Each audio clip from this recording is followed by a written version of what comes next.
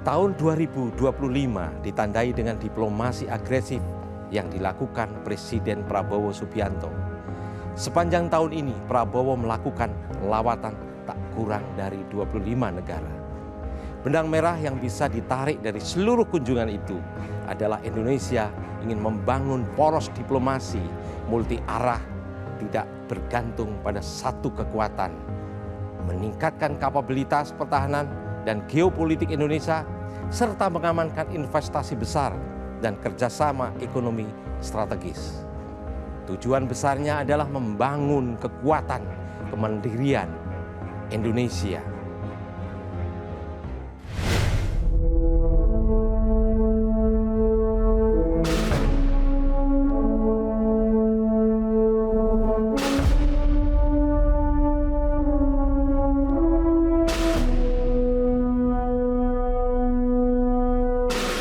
Awal tahun 2025, Presiden Prabowo Subianto memulai sejumlah lawatan penting, di antaranya ke India di bulan Januari, tepatnya 23 hingga 25 Januari 2025. Presiden Prabowo melakukan kunjungan kenegaraan ke India atas undangan Perdana Menteri Narendra Modi.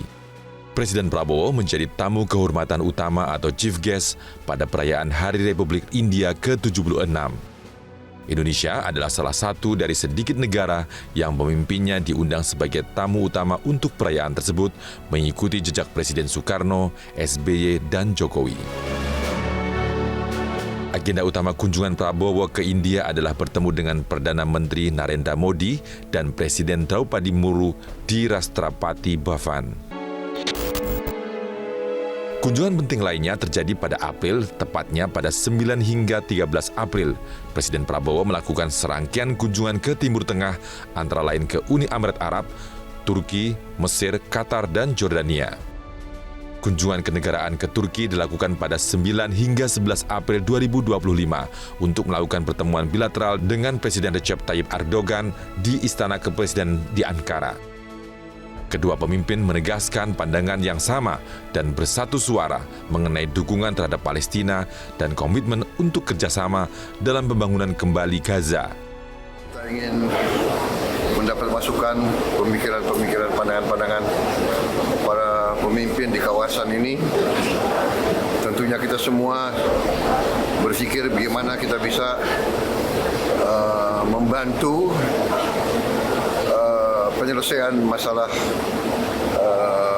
konflik di kawasan ini, di Gaza dan sekitarnya. Kita ingin mencari upaya-upaya perdamaian. Di Turki, Prabowo juga menghadiri Antalya Diplomacy Forum 2025 sekaligus menjadi pembicara. Pada 18 hingga 21 Juni 2025, Presiden Prabowo melakukan kunjungan ke Rusia. Di antaranya menghadiri St. Petersburg International Economic Forum (SPIEF) 2025 di St. Petersburg.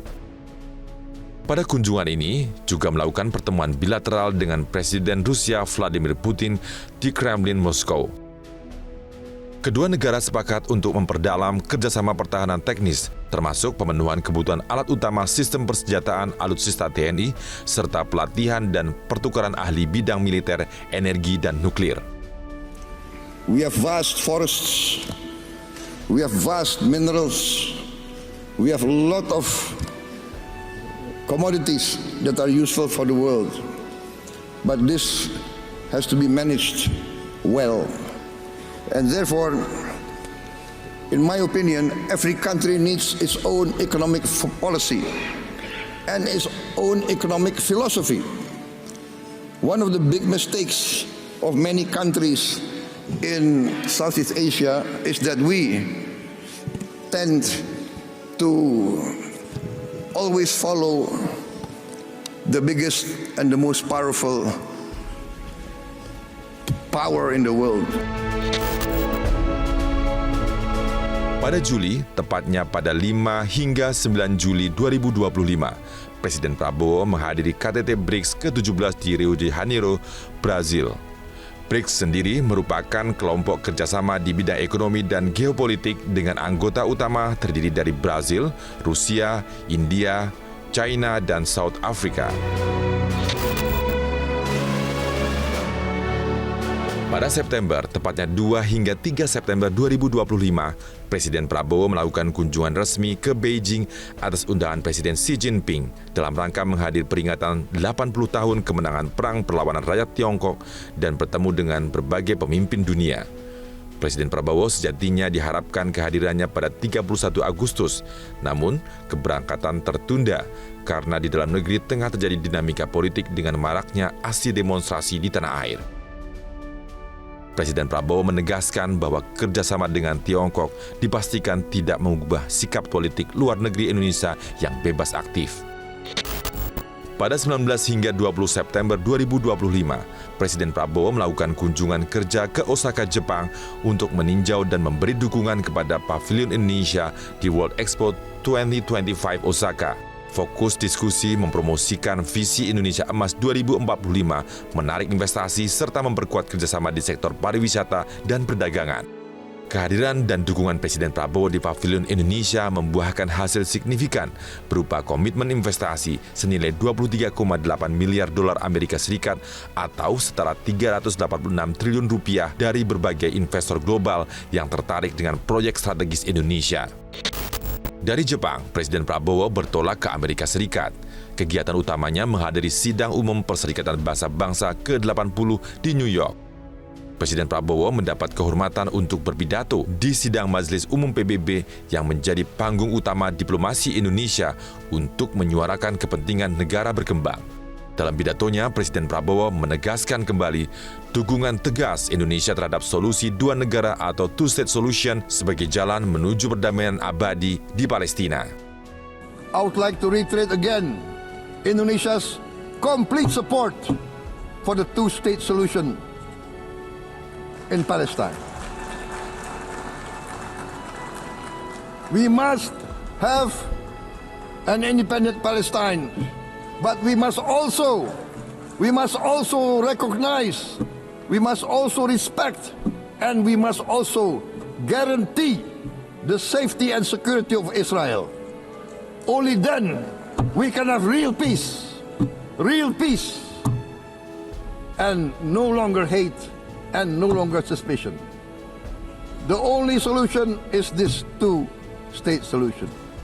Two descendants of Abraham must live in reconciliation, peace and harmony. Pada 13 Oktober 2025, Presiden Prabowo diundang ke konferensi tingkat tinggi perdamaian Sharm el-Sheikh yang digelar di International Congress Center Sharm el-Sheikh, Mesir. Forum tingkat tinggi ini mempertemukan sejumlah pemimpin dunia untuk menyaksikan penandatanganan perjanjian perdamaian dan penghentian perang di Gaza menuju stabilitas dan perdamaian di kawasan Timur Tengah. Kehadiran Presiden Prabowo dalam KTT Perdamaian Sharm el-Sheikh ini menegaskan komitmen kuat Indonesia dalam menciptakan perdamaian atas konflik dan memperjuangkan kemanusiaan di tingkat global. Dari secara keseluruhan, pola lawatan internasional Presiden Prabowo Subianto sepanjang 2025 menunjukkan strategi besar yang cukup jelas. Jika ditarik benang merah, ada 3 tujuan utama, yaitu membangun poros diplomasi multi arah dan tidak bergantung pada satu kekuatan. Ini ditunjukkan dengan kunjungan ke AS, Jepang, Korea Selatan, Singapura, Australia yang merupakan blok sekutu AS. Juga kunjungan ke China dan Rusia yang bisa dibilang sebagai blok Eurasia, serta kunjungan ke India, Turki, dan Timur Tengah yang merupakan kekuatan non-blok atau middle powers. Ini menunjukkan pola multifaktor diplomasi di Indonesia ingin bersahabat dengan semua kekuatan besar tanpa terjebak blok geopolitik manapun. Tujuannya menjaga posisi Indonesia sebagai negara non-blok yang tetap dihormati semua pihak, meningkatkan ruang gerak diplomasi dan tawar-menawar, serta mempertegas Indonesia sebagai salah satu middle power penyeimbang kawasan Indo-Pasifik.